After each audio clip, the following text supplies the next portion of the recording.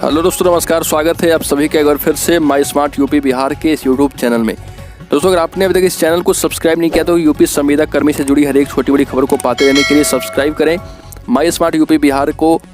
जिससे कि आपको यूपी के संविदा कर्मी से जुड़ी हर एक छोटी बड़ी खबर लगातार मिलती रहे। दोस्तों, यूपी सरकार के द्वारा बताए गए मापदंडों के आधार पर अब संविदा कर्मी को परमानेंट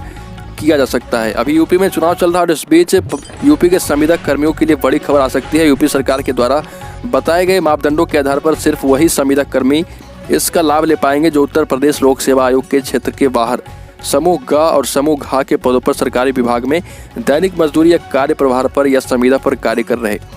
व्यक्तियों की विनियमितीकरण रूल बुक 2016 के प्रावधानों के अंतर्गत किसी सरकारी विभाग में उपलब्ध रिक्त पद पर विनियमितीकरण हेतु वही व्यक्ति पात्र माना जाएगा जो किसी भी सरकारी विभाग में 31 दिसंबर 2001 को या उससे पहले समूह ग और समूह घ के पद पर या उत्तर प्रदेश लोक सेवा आयोग के बाहर पर दैनिक मजदूरी या कार्य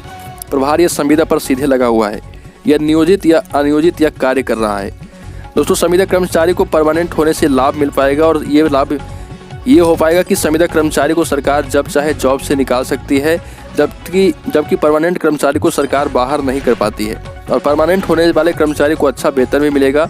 समान काम की तरह समान वेतन मिलेगा और परमानेंट कर्मचारी को बहुत सी ऐसी सुविधा प्राप्त होती है जो किसी भी संविदा कर्मचारी को कभी भी नहीं मिलती है। संविदा कर्मचारी को वेतन बहुत कम मिलता है जबकि परमानेंट कर्मचारी को कहीं अधिक दिया जाता है। दोस्तों, लखनऊ सरकार नगर निकायों और जल संस्थानों की संविदा व वर्क चार्ज वाले कर्मचारियों को नियमित के रूप में चुनावी तोहफा दे सकती है चुनाव जीतने के बाद। दरअसल नगर निकायों में पिछले 25 से 30 वर्षों में भर्ती न होने की वजह से समूह ग और घ के पदों पर भर्ती नहीं हुई है। ऐसे में पुराने कर्मचारियों को सेवानिवृत्ति होने के हर साल दर्जन पद रिक्त हो रहे और उधर रिक्त पदों पर भर्ती न होने की वजह से काम चलाने के लिए समय समय पर विभिन्न पदों पर संविदा और वर्क चार्ज पर कर्मचारियों की नियुक्ति भी होती रही है।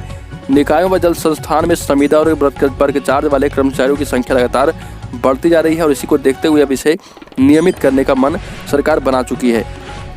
और क्योंकि देखा गया है दोस्तों कि निकायों और जल संस्थानों से ऐसे कर्मचारियों की संख्या के साथ रिक्त पदों को भरने के लिए संख्या सृजित करने के भी प्रस्ताव विभाग के द्वारा मांगे गए हैं। तमाम कर्मचारी तो ऐसे भी रहे जो संविदा पर भर्ती हुए और संविदा कर्मी के रूप में रिटायर हो गए, लिहाजा रिटायरमेंट के बाद उनको ना तो पेंशन मिला और ना ही अन्य कोई लाभ ही मिल पाता है। और इस स्थिति को देखते हुए नगर निकायों के कर्मचारी संगठन लगातार वर्षों से संविदा और वर्क चार्ज पर तैनात कर्मचारियों को नियमित करने की मांग करते आ रहे हैं और हो सकता है कि यूपी में अगर योगी सरकार चुनाव जीतती है तो इस पर कोई बड़ा निर्णय हो सकता है। तो दोस्तों, अभी की खबरों में बस इतना ही। संविदा कर्मचारी से जुड़ी हर एक छोटी बड़ी खबर को पाते रहने के लिए सब्सक्राइब करें। यहाँ पर आपको यूपी के संविदा कर्मी से जुड़ी हर एक छोटी बड़ी खबर लगातार मिलती रहती है।